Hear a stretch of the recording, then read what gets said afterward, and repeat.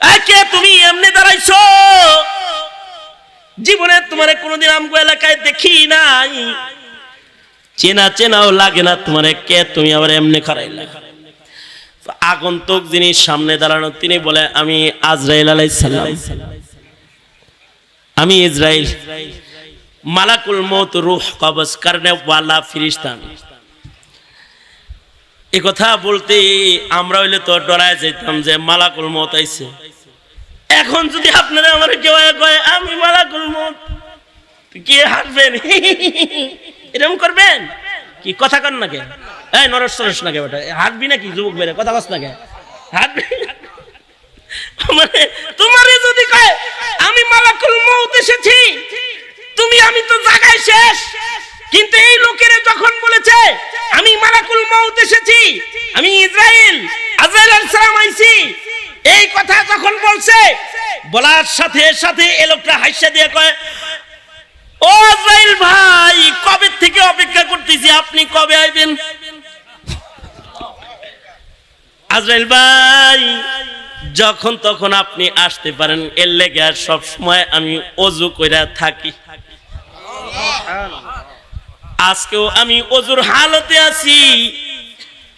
বুঝছি আজরাইল ভাই, আপনি বুঝি আমারে নিতে আইছেন। তাহলে আজরাইল ভাই শোনেন, এই যে আমার মাথার তরকারির বোঝাটা আমি নামাইলাম, এখনো আমার ওযু আছে আজরাইল ভাই।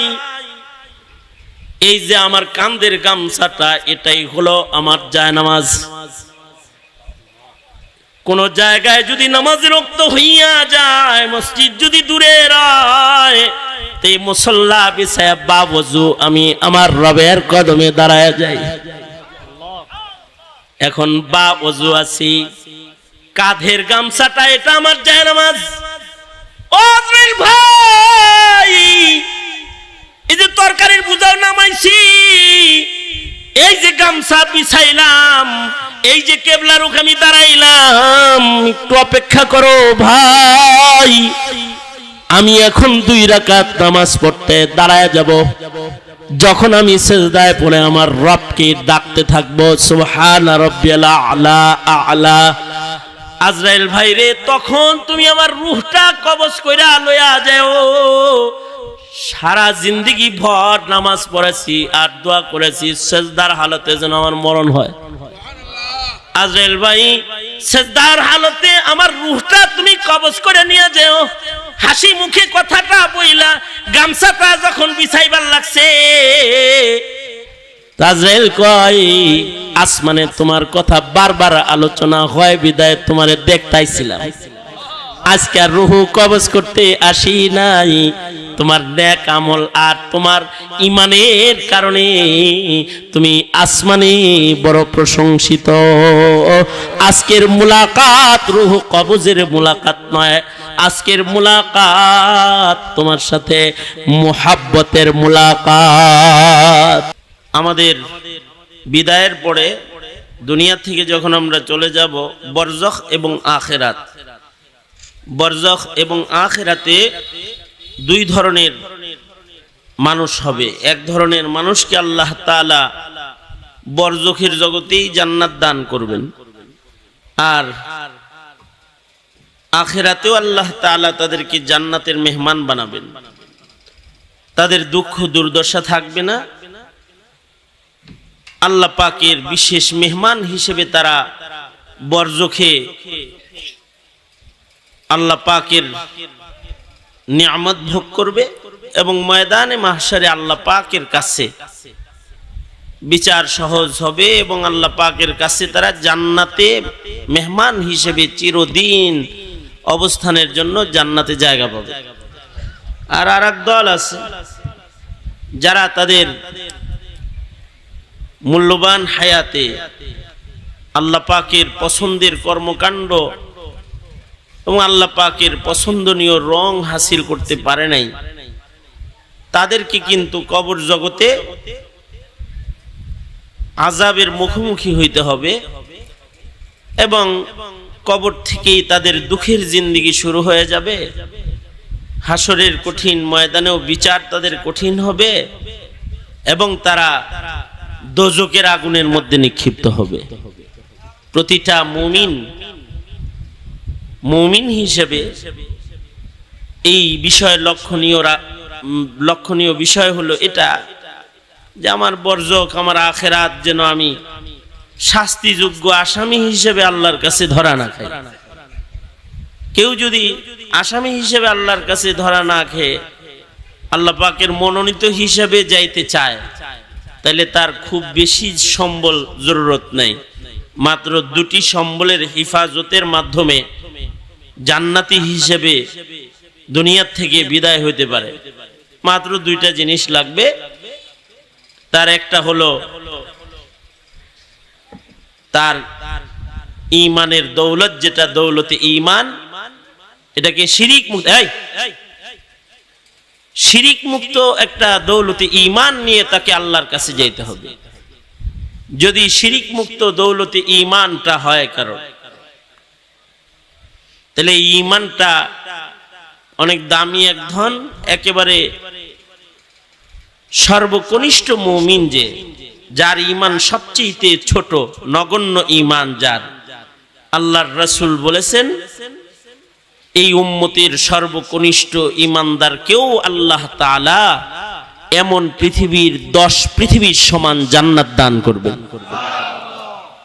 তাহলে ঈমান অনেক বড় ধন, অনেক দামি ধন। তবে শুধু ওই সর্বকনিষ্ঠ ঈমান নিয়ে কবরে যাওয়া আর হাসরে দাঁড়ানোর মধ্যে সফলতা নয়। কারণ গুনাহগার মুমিনদেরকেও কবরে আযাব দেওয়া হবে, গুনাহগার মুমিনদেরকেও ময়দানে মাহশরে নেকি কম থাকলে, আমল না থাকলে তাকে দোজকের আগুনে নিক্ষেপ করা হবে। কারণ দোজক তো এত ভয়ঙ্কর জায়গা, যেখানে 1 সেকেন্ড থাকার মতো যোগ্যতাও আমাদের নাই। দুনিয়ার আগুনের ভেতরেই তো 1 মিনিট থাকার যোগ্যতা আমাদের নাই।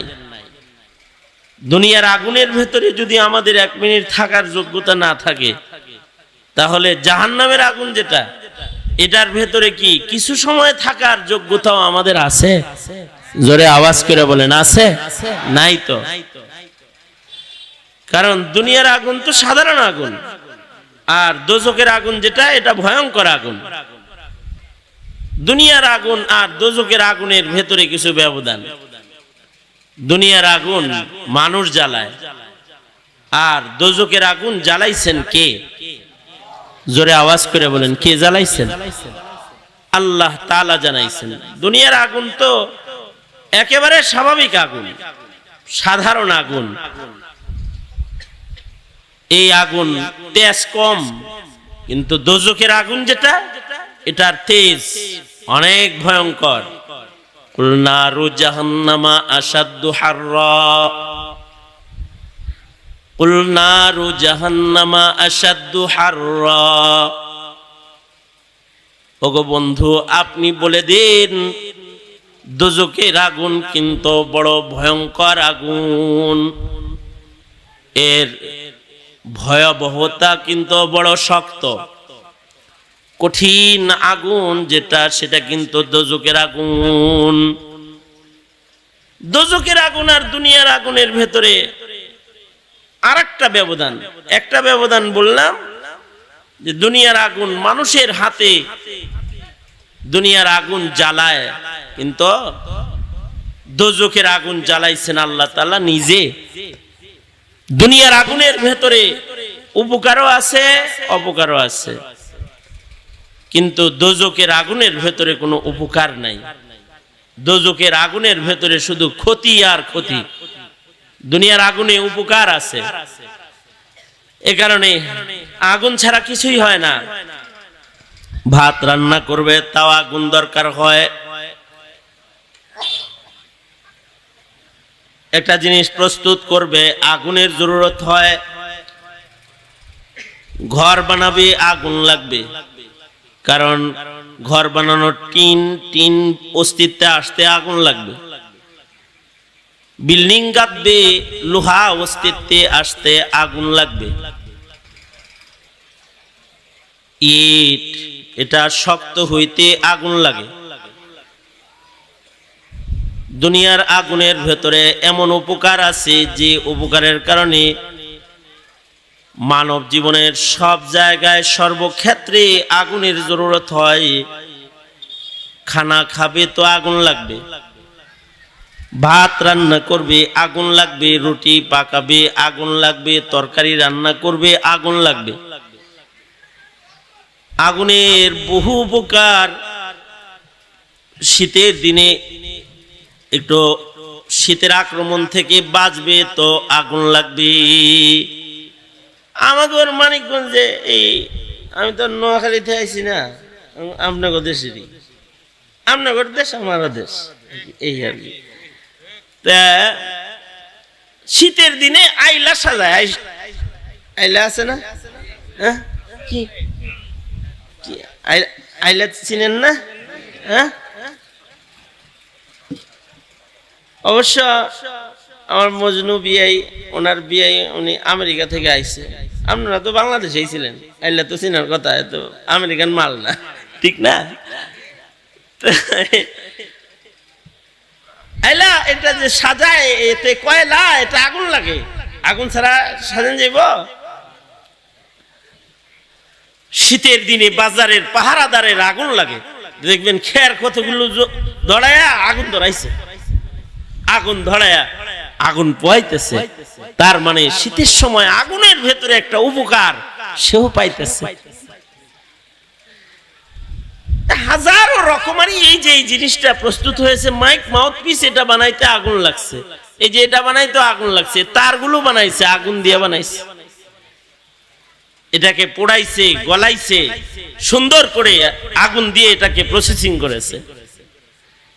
যাই হোক, যে কথাটা আমার মূল কথা সেটা হলো দুনিয়ার আগুনের ভেতরে একটা উপকার আছে, বহুমুখী উপকার, যে মানব জীবনে আগুনের খুব দরকার হয়। বাচ্চা প্রসব করছে, আগুন দরকার হয়, সেক দিতে হয়, তা আগুন দরকার হয়, আগুন জ্বালাইতে হয়, বাচ্চার নাভিতে আগুন দিয়ে সেক দিতে হয়, তো নাভিটা শক্ত হয়। এ কারণে মুসা আলাইহিস সালাম যখন ওনার বাচ্চা হইতেছে রাস্তার ভেতরে, কোরআন বলে, মুসা নবী বলে নিজের বিবিরে, তোমরা এখানে থাকো, আমি একটু আগুন লয়ে আসি। ওখান থেকে দেখছে যে তোর পাহাড়ে আগুনের মতো জ্বলতেছে, আগুন মনে করে যায় না দাঁড়াইছে, তো ওখান থেকে কথার আওয়াজ আসতেছে, মুসা আগুন মনে করছে, আসলে আমি আগুন না, ইন্নী আনাল্লাহ, এখানে আমি তোমার আল্লাহ আছি। আল্লাহু আকবার, জোরে বলেন। আগুন এটা বাচ্চা জন্মগ্রহণ করবে তখনও লাগে। মানুষ মরে গেলে পরে গরম পানি করবে তো আগুন লাগে। মৃত মাইয়িতের গোসল দিবে, আগুনের জরুরত হয়। মানুষের জন্মের সময় থেকে তার মরণের শেষ গোসল পর্যন্ত আগুনের একটা উপকার আছে। এটা দুনিয়ার আগুন, এর ভেতরে উপকারও আছে, কিন্তু কবরের ভেতরে, জাহান্নামের ভেতরে যে আগুনটা আছে, আগুনটার কোনো উপকার নাই। এই আগুনের ভেতরে শুধুই মাত্র অপকার আর অপকার। দুনিয়ার আগুন বাতাস, বেশি প্রবল বাতাস হলে নিভে যাবে। আগুনের চেয়েতে যদি বাতাস শক্তিশালী বাতাস হয় তাহলে আগুন নিভে যায়। এই কারণে দুনিয়ার বাতি নিভাইতে মানুষ মুখের বাতাসও ব্যবহার করে। কপি নিভাইব, ফু দিছে তো কপি নিভা গেছে, ফু দিয়া কপি নিবান যায়। বাতি জ্বলতেছে তো হাত দিয়া বাতাস করছে। দুনিয়ার আগুন বাতাসের আঘাত করলে নিভে যায়, অথবা দুনিয়ার আগুন পানি দিলে পরে নিভে যায়। এ কারণে কোথাও যদি আগুন লাগে তো ফায়ার সার্ভিস ডাকে, ফায়ার সার্ভিসের পানি দিয়া দুনিয়ার আগুন নিভায়। স্পিডে পানি মারতেছে তো আগুন নিবে। দুনিয়ার আগুন বাতাসে নিবে, পানিতে নিবে, কিন্তু জাহান্নামের আগুন এটা এমন একটা ভয়ঙ্কর আগুন, যে আগুন পানির ভিতরেও জ্বলে, যে আগুন পানিতে নিভবে না, যে আগুন বাতাসে নিভবে না। দোজকের ভেতরে গলা পর্যন্ত পানি, তার ভেতরে পানির ভেতরে আগুন জ্বলবার লাগছে। পানি আগুনকে নিভাইতে পারে না। প্রবল বাতাস, প্রবল গর্জন দোজকের ভেতরে আছে, কিন্তু বাতাস আর গর্জনে আগুন দমে না, দুর্বল হয় না। দোজকের আগুনটা একটা ভয়ঙ্কর আগুন, যেটা বাতাসেও জ্বলে, পানিতেও জ্বলে। দুনিয়ার আগুন বাতাসে নিভে, পানিতে নিভে। জাহান্নামের আগুন বাতাসেও জ্বলে, পানিতেও জ্বলে। তবে হ্যাঁ, জাহান্নামের আগুন, জাহান্নামের আগুন এটা নেক আমলের জ্যোতি দিয়া নিভা যায়। ইমানের জ্যোতির কাছে জাহান্নামের আগুন দুর্বল। এই কারণে পুলসরাতের পুল, যেটা দোজকের উপরে আল্লাহ তাআলা নির্মাণ করেছেন, এই পুলসরাতের পুলের উপর দিয়া যখন কোন মুমিন তার ঈমান আর তার নেক আমলের আলো সহ যখন পুলসরাতের পুলের উপরে পথ চলতে যখন থাকবে, নিচের থেকে জাহান্নাম কেঁদে কেঁদে বলবে, এহে মুমিন, অমুমিন, এত ধীরে ধীরে পুলসরাতের পুলের উপরে তুমি হাঁটছো কেন? তুমি একটু জলদি করে পার হয়ে চলে যাও, কারণ তোমার ইমানের আলোর কাছে আমি দুর্বল, আমি নিভা যাইতেছি। আল্লাহু আকবার, জোরে বলেন। তোমার ইমানের আলো, তোমার নেক আমলের আলোয় আমি নিভে যাচ্ছি। বান্দার জিন্দেগীর যত নেক আমল আছে, এগুলোর আলোর কাছে জাহান্নাম দুর্বল। এ কারণে মুমিন যখন পুলসরাতের পুলের উপর দিয়ে যাবে, তখন দোজক থেকে কান্নার আওয়াজ আসবে। চিৎকার করে দোজক বলতে থাকবে, যাও যাও মুমিন, তুমি একটু জলদি অতিক্রম করে চলে যাও, তোমার জ্যোতিতে আমি নিভা গেলাম, তো আমি নিভা যাইতেছি, তুমি একটু জলদি করে অতিক্রম করে চলে যাও। দুনিয়ার আগুন পানি দিলে নিভি, জাহান্নামের আগুন একটা পানি দিয়ে নিভে, যে পানিটা বান্দার চোখ দিয়া বের হয়। বান্দা আল্লাহর ভয়ে যে চোখের পানি বান্দার চোখ থেকে প্রবাহিত করে, এর এক একটা ফোঁটা চোখের পানি এত পাওয়ারফুল। ময়দানে মাহশারে বান্দার এই চোখের পানির দ্বারা দোজখকে দূরে নিভানো হবে, দোজখকে দূরে দেয়া হবে, দূরে ঠেলে দিবে। যার চোখের পানি দুনিয়ার মাটিতে যত বেশি হবে, চোখের পানি দিয়া জাহান্নাম নিভে যাবে। চোখের পানি জাহান্নামে ছুঁড়া মারলে জাহান্নামের আগুন নিভে যাবে। তাছাড়া এই দোজখের আগুন এটা ক্ষতিকারক আগুন, এটার কোনো উপকার নাই, ভয়ঙ্কর আগুন, এটা নিভার মতো আগুন নয়। এই দোজখের আগুন, এইটার থেকে আল্লাহ তাআলা বাঁচতে বলেছেন, ইয়া আইয়ুহাল্লাযীনা আমানু কু আনফুসাকুম ওয়া আহলিকুম নারা। এই ঈমানদারেরা, তোমরা নিজেকে এবং তোমাদের আহালকে দোজখ থেকে বাঁচাও, আগুন থেকে বাঁচাও, জাহান্নামের আগুন থেকে বাঁচাও। জাহান্নামের আগুন থেকে কে বাঁচবে? জাহান্নামের আগুন থেকে সে বাঁচবে যে জান্নাতকে নিজের জন্য নিশ্চিত করতে পারবে। সুবহানাল্লাহ বলেন। জান্নাতকে নিশ্চিত করেছে, তো সে দোজখের আগুন থেকে বেঁচে গেছে। এই জান্নাত নিশ্চিতকরণ যেটা, এটার জন্য অনেক বেশি কিছুর দরকার নেই। জান্নাত নিশ্চিত করতে আর দোজখের আগুন থেকে নিজেকে বাঁচাইতে মাত্র দুইটা জিনিস লাগবে। কয়টা জিনিস লাগবে জোরে বলেন, এই জোরে আওয়াজ করে বলেন, কয় জিনিস লাগবে? মাত্র দুই জিনিস লাগবে।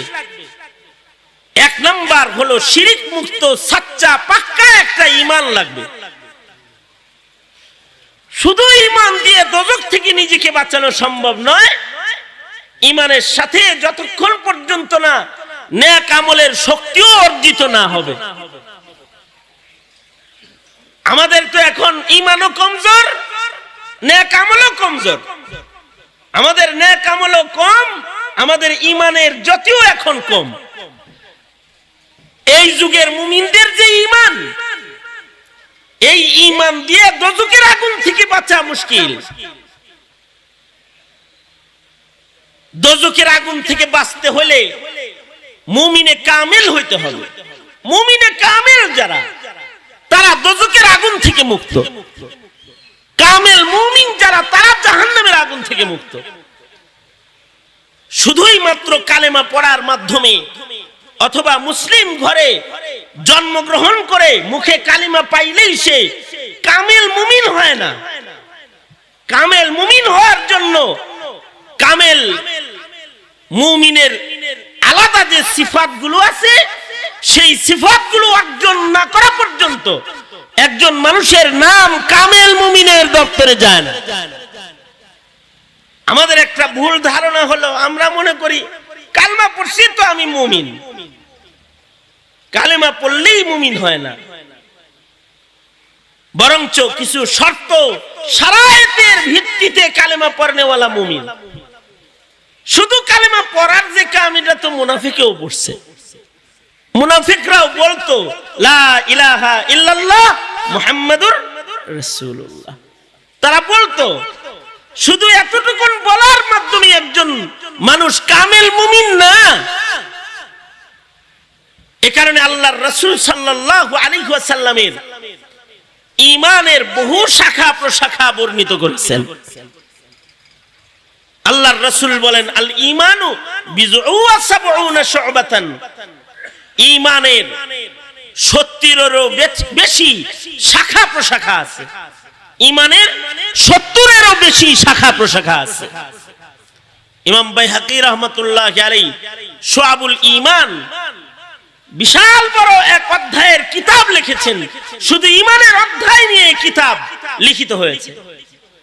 ঈমানের অসংখ্য অগণিত শাখা আছে, তবে ঈমানের মৌলিক কিছু শাখা যেগুলো আছে, এগুলো বাচ্চাদেরকে মক্তবেও পড়ানো হয়। শুধুই মাত্র আল্লাহর উপরে বিশ্বাস আনলেই ঈমানদার না। আমাদের সমাজে বহু ঈমানদার আছে, আল্লাহর উপরে বিশ্বাস রাখে, কিন্তু তারা আরো অনেক কিছুর উপরে বিশ্বাস রাখে না। আছে, তারা ঈমানদারও না। এ কারণে বাচ্চাদেরকে ঈমানে মুফাসসাল পড়ানো হয় ছোট্টবেলায়। আমানতু বিল্লাহি ওয়া মালাইকাতিহি ওয়া কুতুবিহি ওয়া রুসুলিহি ওয়াল ইয়াউমিল আখির ওয়াল কদরি খাইরিহি ওয়া শাররিহি মিনাল্লাহ ওয়াল কদরি খাইরিহি ওয়া শাররিহি মিনাল্লাহি তাআলা ওয়াল বাসি বাদাল মাউত। মক্তবে গেলে একটা বাচ্চাকে শিখাইতে হয় কিছু বিশ্বাস।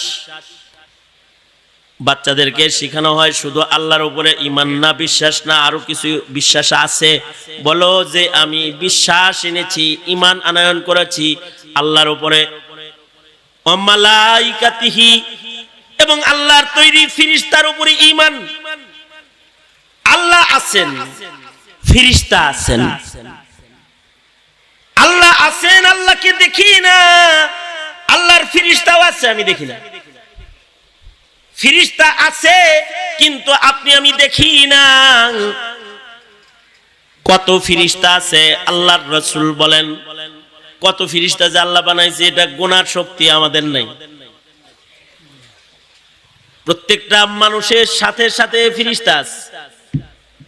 ডান কাঁধে বাম কাঁধে ফেরেশতা বসা আছে, চোখ দেখতেছে। এখানে আল্লাহর কুদরতি ফেরেশতাদের ডিউটি হইতেছে। বৃষ্টির ফোঁটা পড়তেছে, প্রত্যেকটা ফোঁটার সাথে ফেরেশতা আছে। গাছের প্রত্যেকটা পাতা, কাণ্ড, শাখা ঝুলবার লাগছে, ফেরেশতা আছে। প্রত্যেকটা ফল বড় হইতেছে, ফেরেশতারা ডিউটি করতেছে। সুবহানাল্লাহ। চুপচাপ পড়েন, সুবহানাল্লাহ বলবেন, খালি চুপি চুপি বলবেন আর কি। জোরে আওয়াজ করে বলেন সুবহানাল্লাহ, জোরে বলেন। আল্লাহর রাসূল মিরাজ থেকে এসে বলে, আল্লাহর রাসূল মিরাজ থেকে এসে বলে, মসজিদ আছে একটা আসমানের উপরে, আল বাইতুল মামুর। এই মসজিদের ভেতরে ফেরেশতারা ইবাদত বন্দী করে। আল্লাহর রাসূল মিরাজ থেকে এসে বলে, যেই ফেরেশতা একবার ওই মসজিদে ইবাদত করার জন্য ঢুকে ইবাদত করে বাইরে হয়ে পড়ে, আল্লাহ এত ফেরেশতা বানাইছে, কিয়ামত পর্যন্ত এই ফেরেশতার কাফেলা যারা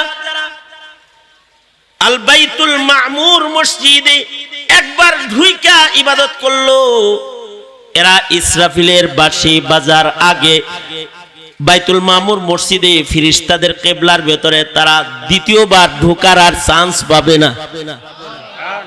কত ফেরেশতা আল্লাহ বানাইছেন, কিন্তু আজও পর্যন্ত একজন ফেরেশতার লোক দেখা হয়নি। আপনারও দেখা হয় নাই, আমারও দেখা হয় নাই। ফেরেশতাদেরকে আসল আকৃতিতে কেউ দেখতে পায় নাই। হ্যাঁ, কখনো কখনো ফেরেশতা মানব আকৃতিতে এসে দেখা করে বলেছে আনা জিবরাইল, অথবা এসে বলেছে আনা ইসরাইল, আমি আজরাইল আলাইহিস সালাম। কারো কারোর সাথে আজরাইলও দেখা করছে। মৃত্যু সম্পাদনকারী ফেরেশতা হলো আজরাইল। সে মানুষের রূহ কবজ করতে যায়, কিন্তু মানুষের নেক আমল বেশি সুন্দর হইলে তখন এই ফেরেশতারাও আল্লাহর কাছ থেকে মানুষের সাথে স্পেশাল সাক্ষাতের অনুমতি লয়। তখন ওরা নিজস্ব আকৃতিতে আসে না, মানুষের আকৃতিতে মানুষের সামনে হাজির হয়ে যায়।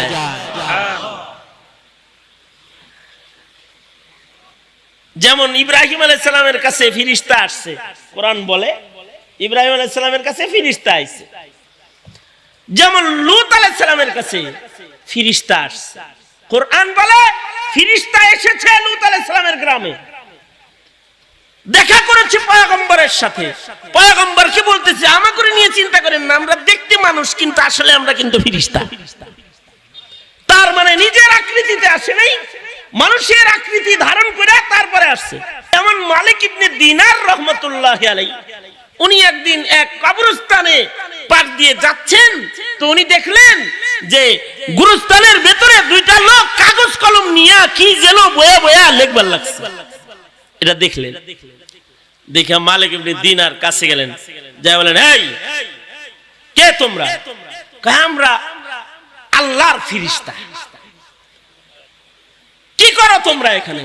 কয় আমরা জমিনের উপরের এই মাটির নিচে যারা আছে আর উপরে যারা আছে এদের নেককার আর বদকারের একটা লিস্টি করবার লাগছে।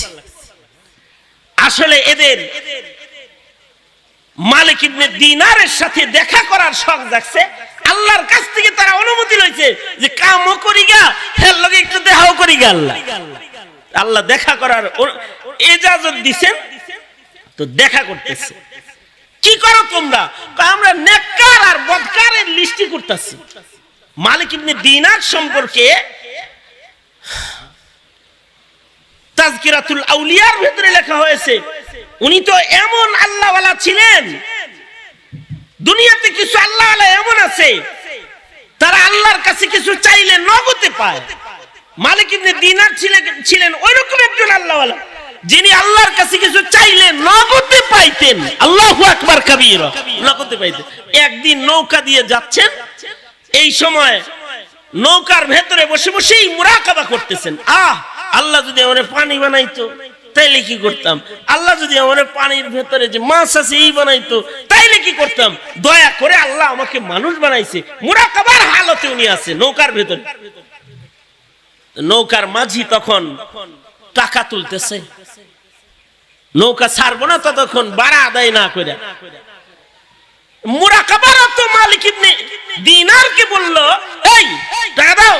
তো মালিক ইবনে দিনার মুরাকাবারত অবস্থায় পকেটে হাত দিছে, হাত দিয়ে দেখে টাকা নাই। তো উনি এই পকেটে হাত দেয়, টাকা নাই। এই নৌকাওয়ালা খেপে গিয়ে মালিক ইবনে দিনারকে গলায় ধাক্কা দিয়ে বলে, পকেটে টাকা নাই, টাকা হাতায় পাও না, অভিনয় করো, টাকা ছাড়া এত বড় লম্বা নদী পার হওয়ার জন্য নৌকায় ওঠো, হ্যাঁ দুষ্ট লোক কোথাকার, বলে গলায় ধাক্কা দিয়েছে। তখন ওনার মুরাকাবার হাল ভেঙে গেছে। ভেঙে যাওয়ার পরে মালিক ইবনে দিনার বলে, আল্লাহ নৌকার মাঝির মায়ের খাওয়াইলা, আয় আল্লাহ দিনার দাও, দিনার দাও, ভাড়া দিই।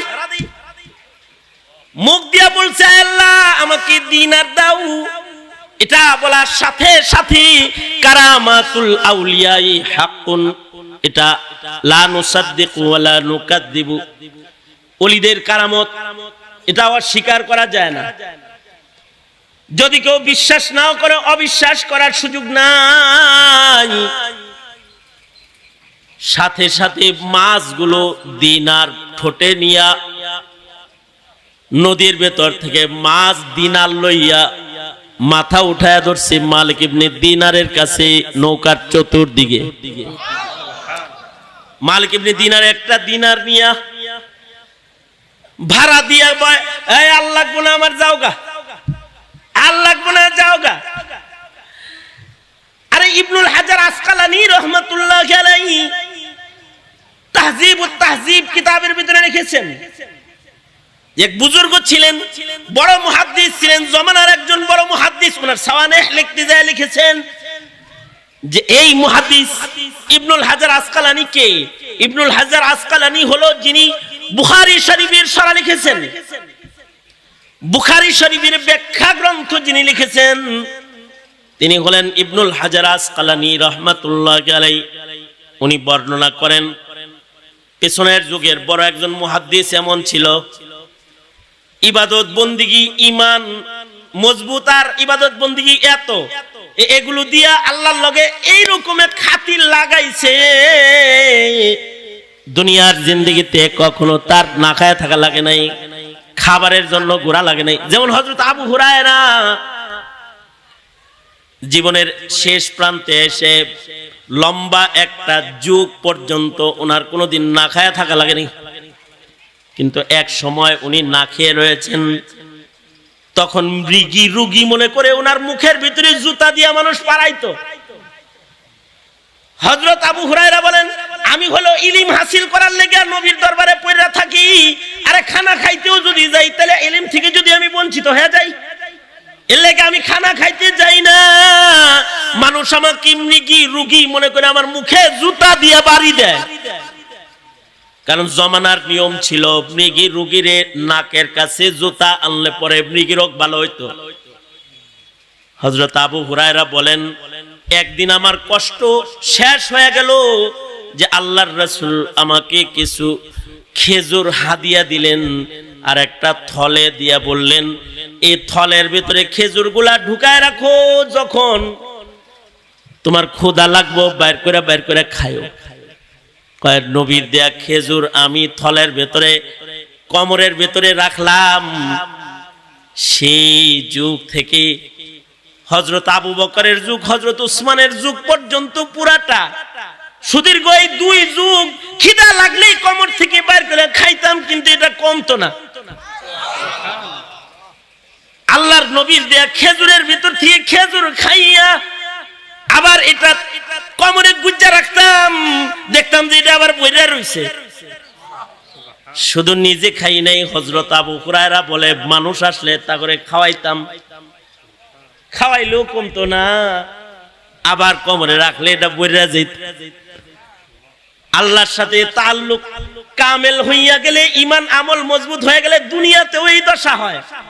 এ কারণে হযরত উসমান যেদিন শাহাদাত বরণ করলেন, হযরত আবু হুরায়রার থলেটা ওই দিন পেরেশান হালতে হারায় গেছে। হযরত উসমানের শাহাদাতের পরে গোটা মদিনা যখন কাঁদতেছিল, তখন হযরত আবু হুরায়রা মদিনার গলি দিয়া হাঁটতেছিল আর বলতেছিল, এই মদিনাবাসী, তোমাদের বেদনা একটা যে তোমরা ওসমান হারাইছো, কিন্তু আমার বেদনা কিন্তু দুইটা। একদিকে আমি ওসমান হারাইছি, আর একদিকে ওই থলেটাও হারাইছি, যে থলের খেজুর আমি 2 যুগ খাইছি। ওই থলেও আমার আজকে হারায় গেছে জানাজায় ভিড়ে।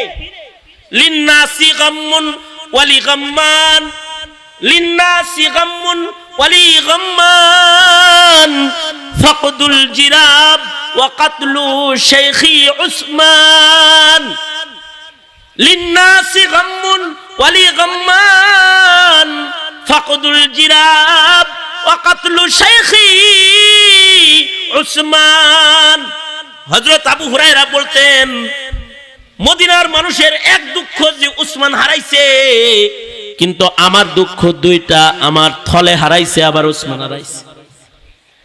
তো কিছু মানুষের কাছে এরকম আল্লাহর সাথে খাতির হয়ে গেলে এরকম বাউ লাগে যায়। এক মুহাদ্দিসের কথা ইবনুল হাজার আসকালানি বলেছেন, এই মুহাদ্দিস সাহেব এমন ছিল, সুবহানাল্লাহ বলার লাগে রেডি হয়ে বহেন আল্লাহ দিলে, মানে খবরটা দেওয়ার লাগে একটু কয়েন সুবহানাল্লাহ, এতক্ষণ কয়েন। মানুষ মানুষ, আপনার আমার মতোই মানুষ, 2 চোখ 2 কান 1 নাক 1 মুখ 2 পা 2 হাতওয়ালা, এই 5 আঙ্গুলওয়ালা হাতওয়ালা মানুষ, কিন্তু তার হালত কি ছিল? ইবনুল হাজার আসকালানি বলে, রাস্তা দিয়ে যখন হাঁটতো তখন ক্ষুধা লাগলে রাস্তা থেকে কুড়াইয়া কঙ্কর হাতে লইতো, আর হাত খুললে এটা খেজুর হয়ে যেত, এটা খাইতো, পেট ভরে যেত। আল্লাহু আকবার কবীরা, আল্লাহু আকবার। হেরাও মানুষ, কি অবস্থা যে কঙ্কর হাতে লইছে, হাতে লইছে কি কঙ্কর, কিন্তু এটা মুঠ খুলছে, এটা খেজুর। সুবহানাল্লাহ আওয়াজ করে জোরে বলেন, খেজুর। কি হইছে? খেজুর হইছে। এটা কি জন্য হইল? আল্লাহর সাথে গভীর তাআল্লুকের কারণে হলো। আল্লাহর সাথে খাতিরটা একটু বেশি। সিফাতুস সাফওয়া কিতাবের ভিতরে আমাদের আরেক বুজুর্গের ঘটনা আছে। সেটা হলো, এক বুজুর্গ পায়ে হাইটা মক্কা শরীফ যাইতেছেন, মরুভূমির উপর দিয়া পায়ে হাইটা যায়, ইহরামের কাপড় পরা,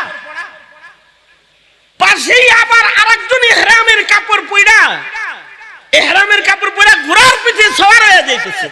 হে পায়ে হাইটে যাইতেছে, আরেকজন ঘোড়ার পিঠে যাইতেছে।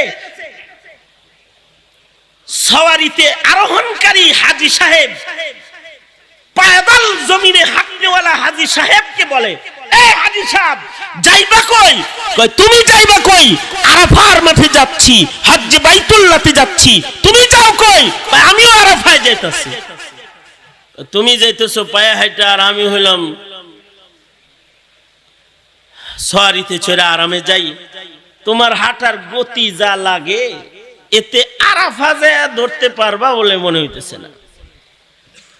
হাজী সাহেব বলে, আপনার ফিকির করো ভাই, নিজের ফিকির করো, যাও। সে কিছুদিন চলছে, এই অসহায় হাজী সাহেবকে দেখে তার হৃদয়ের ভিতরে রহম তারি হয়ে গেছে, রহমে উতলাইছে। রহম উতলাইলে চিন্তা করতেছে, হজে যায় নয় খানার কষ্ট করলাম, যাই করলাম, একটা কিছু করলাম, এর সামনে তো পশুর বাজার আছে একটা, এইখানে হাইওয়ান জানোয়ার বেচা কিনা হয়, ওই বরাবর যায় দাঁড়ায় রয়েছে।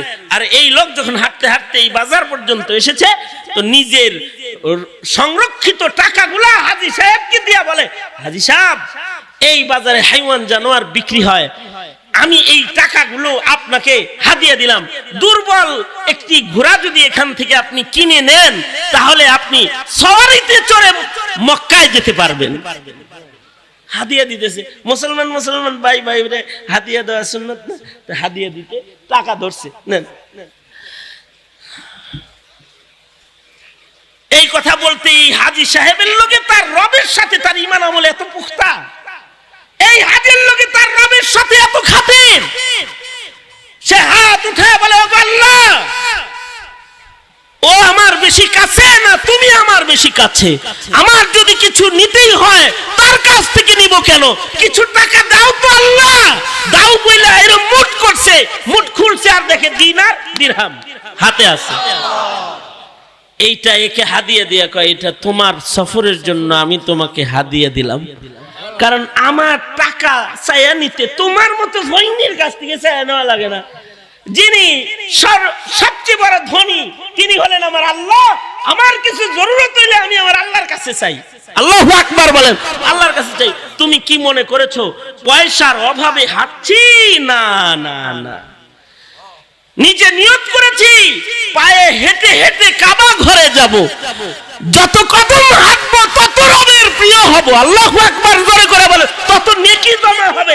এই ধান্দায় হাঁটতেছি বেটা, পায়ে হাঁটতেছি অর্থের অভাবে নয়, পায়ে হাঁটতেছি আমলের অভাবে। কিছু আমল জড়ো করতেছি, কদমে কদমে নেকি কামাই করতেছি। হাসরের মাঠে নেকি বেশি হলে আল্লাহর কাছে যাওয়া যাবে। কিছু মানুষের সম্পর্ক তো আল্লাহর সাথে এরকম হয়, এরকম হয়ে গেলে তাকর লগে ফিরিস্তা দেখা করতে আসাটা এটা কোনো স্যার হয়েছেন কে? ফিরিস্তা দেখা করতে আসা কোনো অস্বাভাবিক কিছু না। মালিক ইবনে দিনার রাস্তা দিয়ে যাইতেছে, তো দেখে যে ফিরিস্তারা লেখে, কি লেখো? নেককার আর বদকারের লিস্টি করবার লাগছি। হ্যাঁ তাহলে দেখো তো এই লিস্টের ভিতরে নেককারদের খাতার ভিতরে মালিক ইবনে দিনার আছে নাকি? ফিরিস্তারা পাতা পুতা উল্টায় কয় নাই। মালিক ইবনে দিনার তো অজ্ঞান হয়ে পড়ে গেছে, কয় হায় হায়, জমিনের নেককারের খাতায় আমার নাম নাই। কিছু সময় পরে হুশ আসছে, তো মালিক ইবনে দিনার ফিরিস্তাদেরকে ধরে কয়, এই ফিরিস্তারা ভাই, নেককার হিসেবে আমার নামটা খাতায় নাই, না থাকলো তবে এই খাতায় নেককারদের সিপাই সাপায় নেককারদের খাদেম হিসেবেও তো আমার নামটা লেখন যায়। লেখো না একটু, আমিও তো নেককারদেরকে ভালোবাসি, আমার নামটা এই খাতার সিপায় কোনো জায়গায় লেখা লয়ে যাও। সাথে সাথে ফিরিস্তারা উদা হয়ে গেছে। আল্লাহ রাজা আল্লাহ বুঝছি কি লেখা অদৃশ্যে আমার ঘরে লেখাও, সামনাসামনি যদি নেকি লেখাও আর যদি দেখে তাহলে কলম যাইতে ধরবো। আর কইবা লিখিস না গুনা, নেকি লেখলে কইবা এত কম লেখলি গা। এর লেগে তো আমার ঘরে অদৃশ্যে চালাও। মালিকে তো আমাকে দইরা বইছিল, আমরা চলে আইছি। মালিক ইবনে দিনার যখন দেখছে যে ফিরিস্তারা উদাও হয়ে গেছে, মালিক ইবনে দিনার কান্না শুরু করেছে, হায় রে, জান্নাতি বান্দার দপ্তরে বুঝি আমার লাভ নাই রে। কানতে কানতে মসজিদে চলে গেছে, সালাতুত তাওবা পড়েছে। 2 দিন 3 দিন খাবার দাবার বন্ধ হয়ে গেছে, খানা পিনা বন্ধ। মালিক ইবনে দিনার কান্দে আর কান্দে,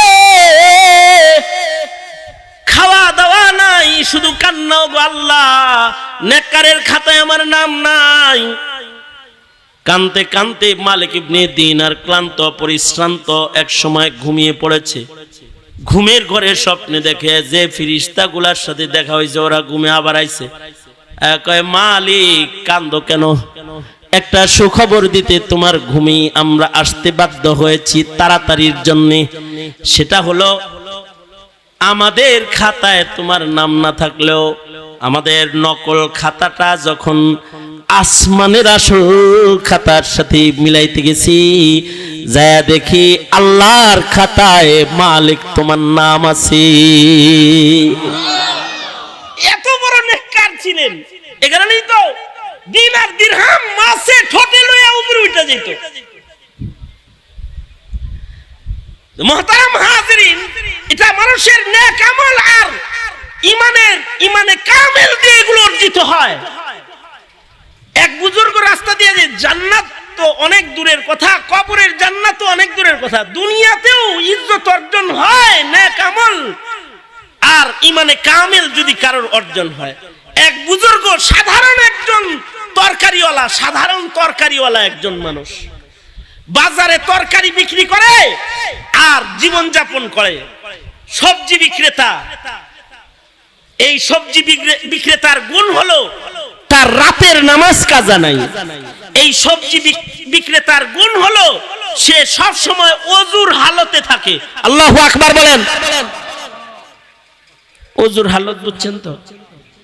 আমরা তো মনে করেন খালি মনে করেন 5 বেলা নামাজের টাইমে ওযু করি, আর কিছু মানুষ আছে এদের ওযু চলে গেলেই তারা ওযু করে। তারা ওযু ছাড়া এক মুহূর্ত কাটায় না। যেমন হযরত বেলাল তাহিয়াতুল ওযু নামাজও ছাড়ে না, আর ওযুর হালতও নিজের থেকে সরায় না। নবীজি মেরাজ থেকে আইসা বলে, বেলাল, ফরশের বেলাল আরশে গেল কেমনে গো? জমিনের বেলালের আওয়াজ জান্নাতে গেল কেমনে গো? আল্লাহু আকবার জোরে করে বলেন।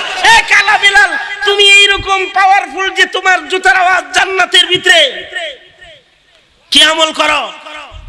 বেলাল বলে, আল্লাহর নবী, ওযু চলে গেলে ওযু করি, আর যখনই ওযু করি তখন 2 রাকাত তাহিয়াতুল ওযু নামাজ পড়ি। এই সবজি বিক্রেতার একটি গুণ হাকিম মোহাম্মদ থানভী বলেছেন, এই সবজি বিক্রেতার গুণ হলো যখনই তার ওযু চলে যায় তখন সে ওযু বানায়, ওযু করে। এটা তার সিফাত, এটা তার গুণ। 5 ওয়াক্ত নামাজ তাকবীরে উলার সাথে পড়ে, হালাল খানা খায়, হারাম থেকে নিজেরে বাঁচায়, অনেক গুণী গুণী। এই লোক রাস্তা দিয়ে তরকারির বোঝা মাথায় নিয়ে যাইতেছে। হাকিমুল উম্মত হযরত থানভী লিখেছেন যে সামনে আইসা এক লোক এমনে দাঁড়াইছে, সে যাইতেছে বাজারে আর তার সামনে এমনে দাঁড়াইছে। এই রাস্তা ছাড়ো না কেন? কে তুমি? তোমার আমগর এলাকায় গিউরে কখনো দেখি নাই। মানে গিউর আমি কইলাম আর কি বুঝাই ফেললে গা। কে তুমি এমনে দাঁড়াইছো? জীবনে তোমারে কোনোদিন আমগো এলাকায় দেখি নাই, চেনা চেনাও লাগে না তোমারে, কে তুমি আবার এমনে খারাইলা? আগন্তুক যিনি সামনে দাঁড়ানো তিনি বলে, আমি আজরাইল আলাইহিস সালাম, আমি ইসরাইল, মালাকুল মউত রূহ কবজ করনে ওয়ালা ফেরেশতা। এই কথা বলতে আমরা হইলে তো ডরায় যাইতাম যে মালাকুল মউত আইছে। এখন যদি আপনারা আমার কেউ কয় আমি মালাকুল মউত, কি হাসবেন? এরকম করবেন কি? কথা কন না কে? এই নরস সরস না কে বেটা? হাঁটবি নাকি যুবক বেড়ে? কথা কস না কে? হাঁটবি? মানে তোমারে যদি কয় আমি মালাকুল মউত এসেছি, আমি তো জায়গায় শেষ।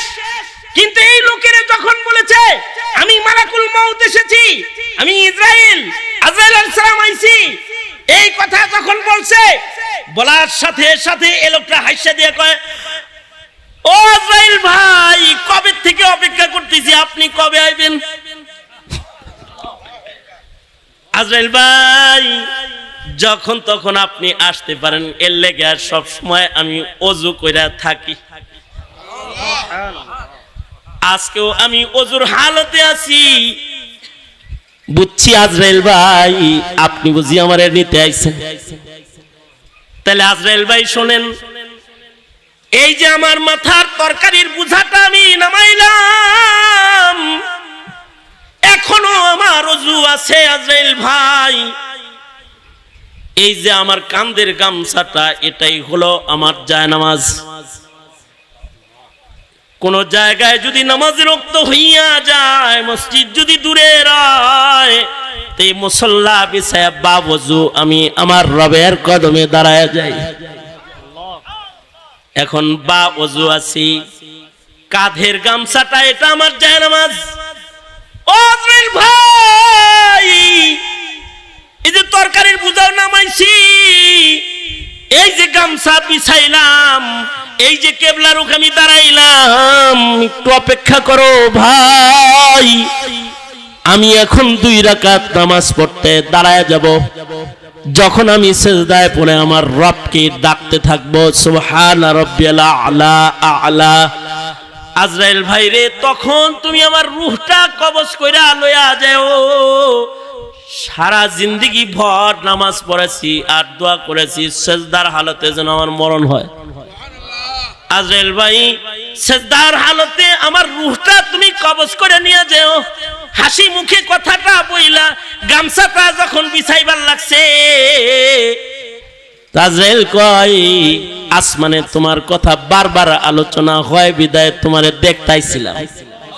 আজকে আর রুহু কবজ করতে আসি নাই, তোমার নেক আমল আর তোমার ইমানের কারণে তুমি আসমানে বড় প্রশংসিত। আজকের মুলাকাত রুহু কবজের মুলাকাত নয়, আজকের মুলাকাত তোমার সাথে মুহাব্বতের মুলাকাত। আল্লাহু আকবার কাবীরা। এটাও মানুষেরই হাল। কোন মানুষের হাল এরকম? রাস্তায় হাঁটে আর গাঞ্জা খায়, তার হাল এরকম। কোন মানুষের হাল এরকম? মদের আসরে যে পড়ে থাকে, তার হাল এরকম। কোন মানুষের হাল এরকম? সুদকে হালাল মনে করে খায়, তার হাল এরকম। কোন মানুষের হাল এরকম? ঘুষকে হালাল খাবার মনে করে খায়, তার মান আর তার মূল্য কি এরকম? না, তার দাম এরকম না। তবে হ্যাঁ, কিছু মানুষের মূল্য দুনিয়াতেও আছে, কবরেও আছে, হাসরেও আছে। সেই মানুষগুলো কারা? তাদের অনেক অর্জন না, তাদের অনেক বড় বাগান বাড়ি আছে, কোটি কোটি টাকার ব্যবসা আছে, অনেক বড় ইজ্জতের চেয়ার তার আছে, তার অনেক খ্যাতি সুখ্যাতি সারা দুনিয়াতে ছড়িয়ে আছে। না না, এরকম না, এরকম না। খ্যাতি না হলেও একটা মানুষ, আপনারা তো মনে করেন যে হুজুর রে সবাই চিনে, এই হুজুর বড় হুজুর। ওই যে দেখছো, হেরে দাওয়াত দিলে হাজার হাজার লোক হয়, মারাত্মক বুজুর্গ। না না, ওইটা খ্যাতি বেশি, এই কারণে বুজুর্গ বড়, তা না। আগের যুগের বুজুর্গরা যদি দেখতেন যে তার খ্যাতি হয়ে গেছে, তো এই শহর ছাইড়া দিতেন, এই শহরই ছাইড়া দিতেন। এক বুজুর্গ ছিলেন পূর্বের যুগের, যার জানাজা পড়ার জন্য ইব্রাহিম আদম থেকে শুরু করে বহু বুজুর্গরা তার জানাজা পড়তে আইছে। মৃত্যুর পরে বিনা মাইকিং এ চলে আইছে। বিনা মাইকিং এও আগে জানাজায় বহু বুজুর্গ এসেছে, কারণ বান্দা মরে গেলে তার মাইকিং আল্লাহ নিজে করে ফেলেছে। যেমন ইমাম বুখারী মারা গেছে, আর ইমাম বুখারীর মৃত্যুর মাইকিং মুহাম্মদুর রাসূলুল্লাহ সাল্লাল্লাহু আলাইহি ওয়াসাল্লাম নিজে করে ফেলাইছে।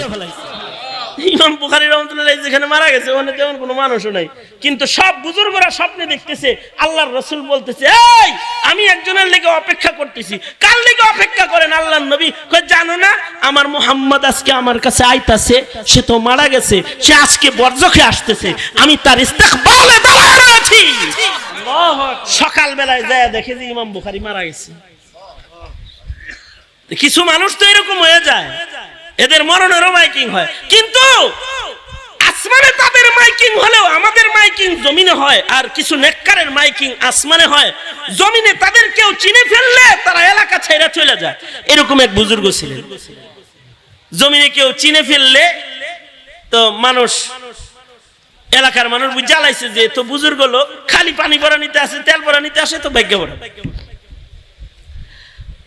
এই বুজুর্গ একদিন এক মসজিদে গেছেন। এই বুজুর্গের শেষ সময় চলছে তখন, অর্থাৎ আজ রাতে এই বুজুর্গ ইন্তেকাল করবেন, একেবারে শেষ সময়। বুজুর্গ মসজিদে ইবাদত বন্দেগী করবেন, রাত্রে তাহাজ্জুদ পড়বেন, মসজিদে গেছেন, খুব ক্ষুধার্ত। ইমাম সাহেব অবশ্য এই বুজুর্গকে চিনেন আল্লাহওয়ালা হিসেবে, তো উনি ওনাকে বললেন, হযরত আপনাকে কি দিয়ে মেহমানদারি করতে পারি? আছে কিছু, মেহমান নেওয়াজি গ্রহণ করেন। ওই বুজুর্গ বলে কি যে সাধারণ জিনিস খাবো না, মোরগ পোলাও খাবো। তো উনি চিন্তা করতেছে, রাত 8টার সময় মোরগ পোলাও কই পাবো আমি? আগে মনে করতাম বুজুর্গ মানুষ তো পান্তা দিলে পান্তা খাওয়ার কথা, এই পুরা জ্যান্ত জিনিস চায়, মানে পান্তা টান্তা খাইবো না, মোরগ পোলাও চায়।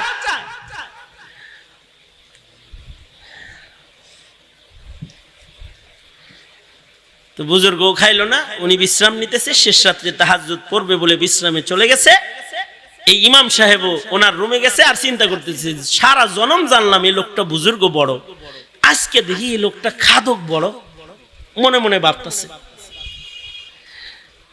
আশ্চর্য বিষয় হলো, রাত যখন 11টা-12টা, ঠিক ওই সময় মোরগ পোলাও রে এলাকার এক নেককার মহিলা বুরকা পরে মসজিদের গেটে এসে বলে, ইমাম সাহেব এই যে একটু খাবার আনছি, এই খাবার আপনি এবং কোন মুসাফির আপনার কাছে থাকলে তাকে খাইয়ে দেন। কি খাবার আনছেন? কয় মোরগ পোলাও। তুমি রাত 11টা-12টার সময় আমার মসজিদে মোরগ পোলাও নিয়ে কি লেগে আইলা? কয় দেখেন সন্ধ্যা রাত্রে আমার মাসুম বাচ্চাটা হারায় গেছে, মা হিসেবে আমি মান্নত মেনেছি, আল্লাহ তুমি যদি আমার সন্তান আমাকে ফিরায় দাও তাহলে আমি আল্লাহওয়ালাদেরকে মেহমানদারি করব, রাস্তার মুসাফিরকে ভালো খানা খাওয়াবো, অনাহারীকে খাবার খাওয়াবো, আল্লাহ তুমি আমাকে আমার সন্তান ফিরায় দাও। কয় আমি দোয়া করার 2 ঘন্টা পরেই অন্ধকারের ভেতরে খোলা মাঠে আমার সন্তানকে ঘুরতে আমি পায়া গেছি। মা হিসাবে হারিয়ে যাওয়া সন্তান পেয়েছি, এর চেয়ে খুশি আর কি? তাই রাতারাতি মোরগ পোলাও রান্না করে আপনি আল্লাহওয়ালা মানুষ, নামাজ পড়ান, আপনার লাগে লয়ে আইছি, যদি আপনি কোনো মুসাফির পান তারেও খাওয়ায়েন। তো উনি বলে মুসাফির তো ঘরেই আছে, মনে হয় তার লেগে আল্লাহ তোমারে দিয়ে পাঠাইছে। এই বুজুর্গকে মসজিদের ভেতরে যায় ঘুমন্ত বুজুর্গকে ডেকে বলে, এই আল্লাহর বান্দা তুমি যা খাইতে চাইছিলা আল্লাহ তা পাঠাই দিয়েছে, উঠো। কিসে? মোরগ পোলাও আইছে, মোরগ পোলাও। মোরগ পোলাও খাইয়া এ লোকটা বুজুর্গটা ওযু বানায়া তাহাজ্জুদের নামাজে দাঁড়ায় গেছে।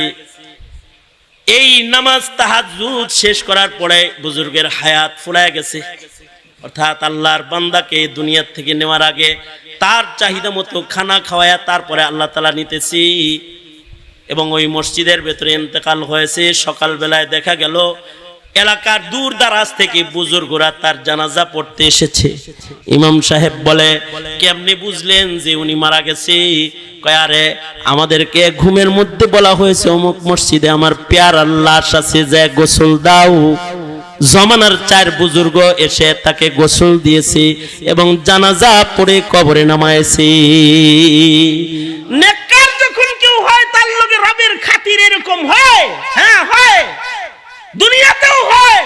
যদি দুনিয়াতেই খাতির হয়, কবর হাসরের খাতির তো হবেই। এই কবর হাসরের খাতিরের জন্য সম্বল অনেক কিছু লাগে না, ভালো কাপড়ও লাগে না, ভালো জামাও লাগে না, ক্ষমতার চেয়ারও লাগে না, অনেক টাকার বান্ডিলও লাগে না, তবে 2টা জিনিস লাগে। কি কি লাগে? ঈমান লাগে বড় ছাচ্চা, যে ঈমানের ভেতরে কোনো নুকসান নাই, আর নেক আমল লাগে কিছু পাক্কা, যে নেক আমলের ভেতরে রিয়াকারি নাই, ইখলাস ওয়ালা আমল। এই 2 সম্বল যদি কারোর অর্জিত হয় তো আল্লাহ তাআলা শুধু জান্নাত তাকে দেয় না, তাকে ফেরদাউস জান্নাতের মালিক বানায়া দেয়। আল্লাহু আকবার করে বলেন। ওই কথাটাই কোরআনে কারীমের সূরা কাহফের এই আয়াত, কথিত আয়াত যেটা আমি পড়েছি, সেখানে আল্লাহ বলছেন, আমানু ওয়া আমিলুস সালিহাত, ইন্নাল্লাযীনা আমানু ওয়া আমিলুস সালিহাতি কানাত লাহুম জান্নাতুল ফিরদাউসি নুজুলা খালিদিনা